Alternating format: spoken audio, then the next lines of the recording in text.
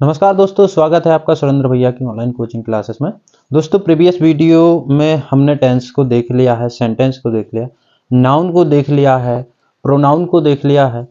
Noun और pronoun में ये भी देखा है कि नाउन के पूरे प्रकार पढ़ लिए हैं, सिंगुलर प्लूरल भी देख लिया है। अभी हमने सिंगुलर से प्लूरल बनाना नहीं सीखा है, ठीक है ना। उसकी वीडियो आने वाली है। और प्रोनाउन में हमने जो मेन प्रोनाउन हो उनको देख लिया है। साथ ही साथ प्रोनाउन का जो ऑब्जेक्टिव केस होता है और पजेसिव केस होता है उसके बारे में अभी अपन ने चर्चा कर ली है। दोस्तों, आज हम पैसिव वॉइस पढ़ने वाले हैं। इसके पहले हम एक्टिव वॉइस ही पढ़ रहे थे, जितने भी सेंटेंस पढ़ रहे थे वो हम एक्टिव वॉइस पढ़ रहे थे। आज हमें पैसिव वॉइस पढ़ना है और ये पैसिव वॉइस की पहली क्लास है।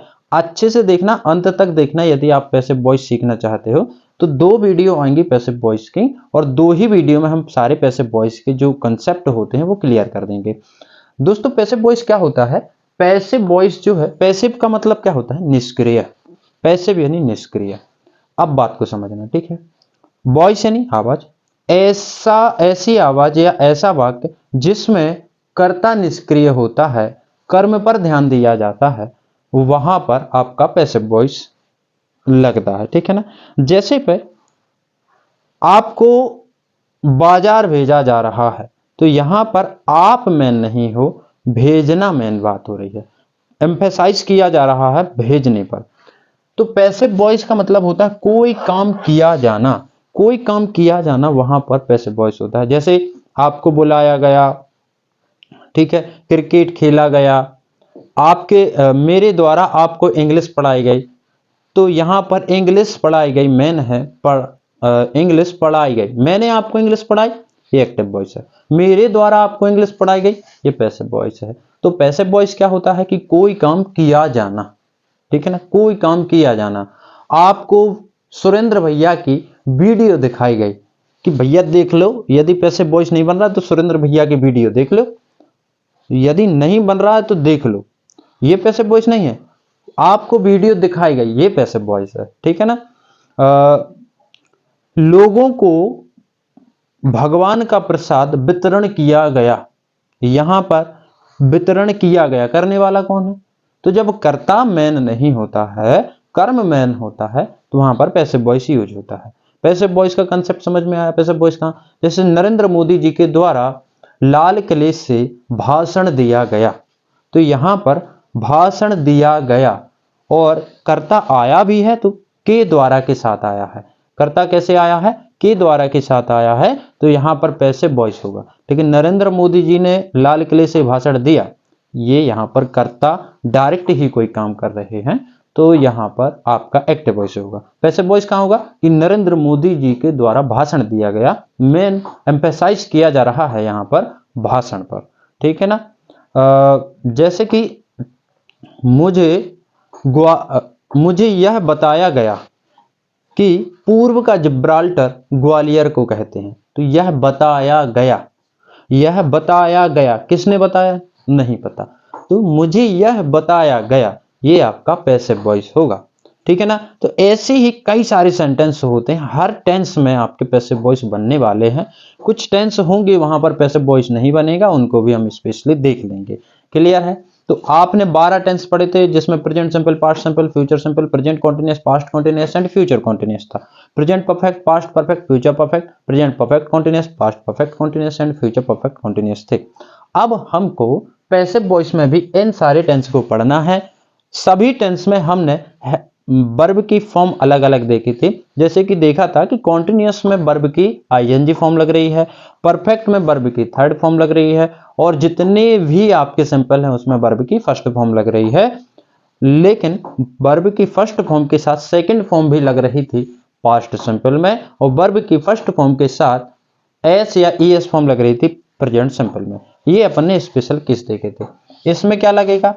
पैसिव वॉइस, जब भी हम पैसिव वॉइस सेंटेंस बनाते हैं तो सभी टेंस में, कोई भी टेंस हो, वर्ब की थर्ड फॉर्म लगाते हैं।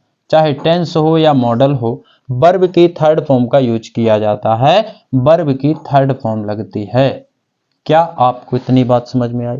जब भी पैसिव वॉइस बनाएंगे, टेंस कोई भी रहे, ठीक है ना, आपको वर्ब की थर्ड फॉर्म यूज करना ही है।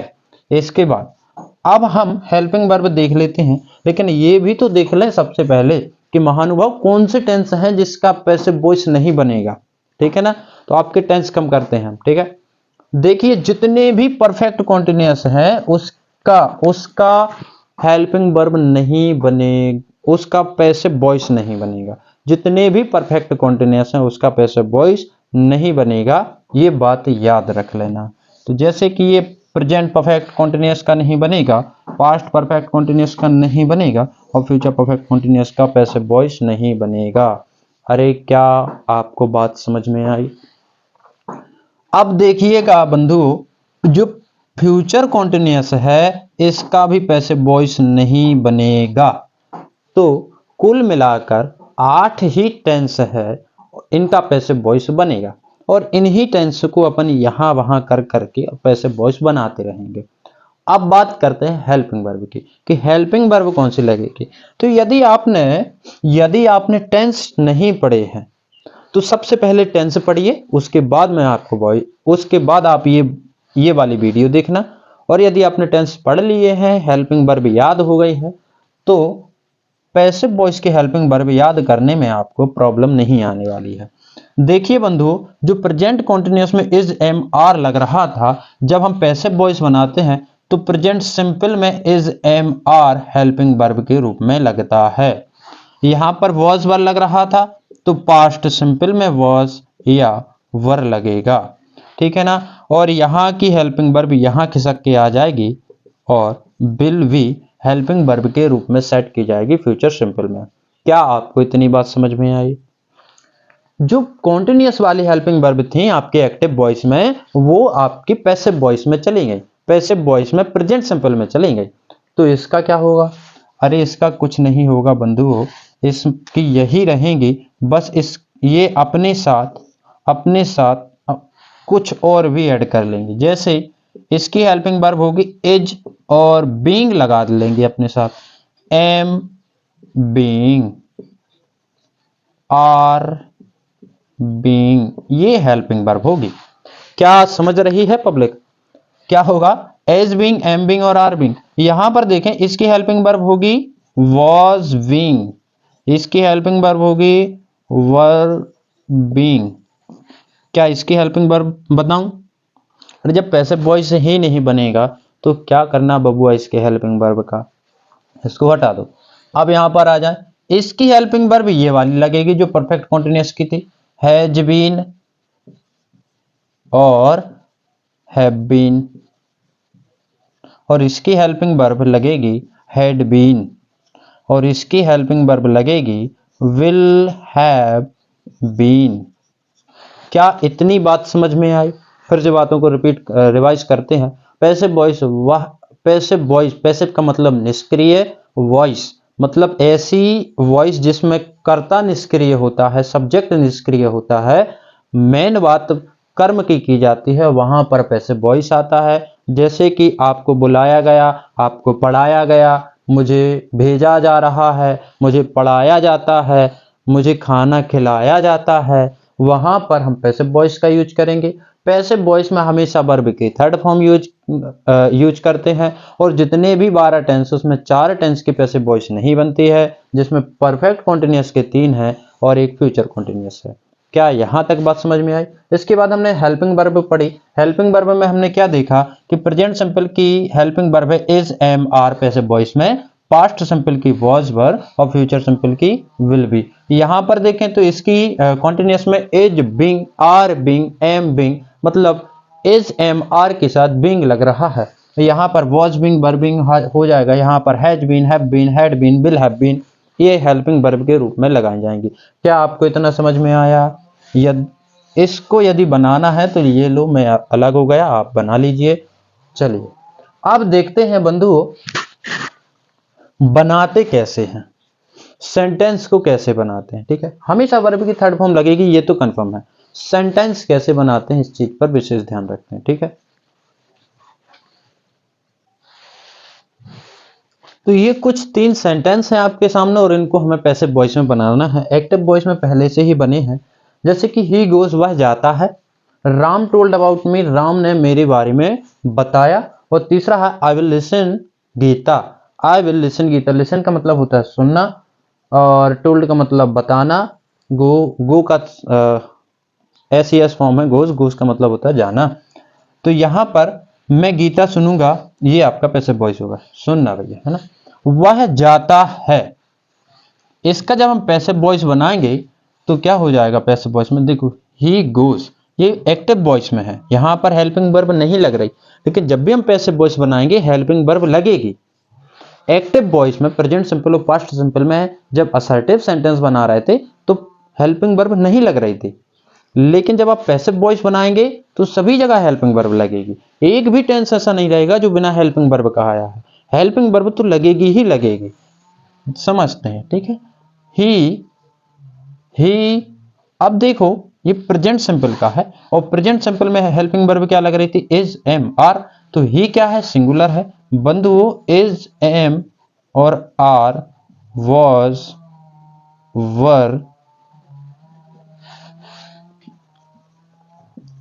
वर, या फिर अपन ऐसा कर लेते हैं, कैसा कि एक साइड लिखते हैं ऐसी हेल्पिंग वर्ब जो सिंगुलर के साथ लगते हैं और ऐसे हेल्पिंग वर्ब जो प्लूरल के साथ लगते हैं, और एक ऐसी हेल्पिंग वर्ब जो आई का विशेष ध्यान रखेंगे, ठीक है, आई के साथ जो लगते हैं। सिंगुलर के साथ लगती है इज, इज लगता है, वॉज लगता है, हैज लगता है, ठीक है।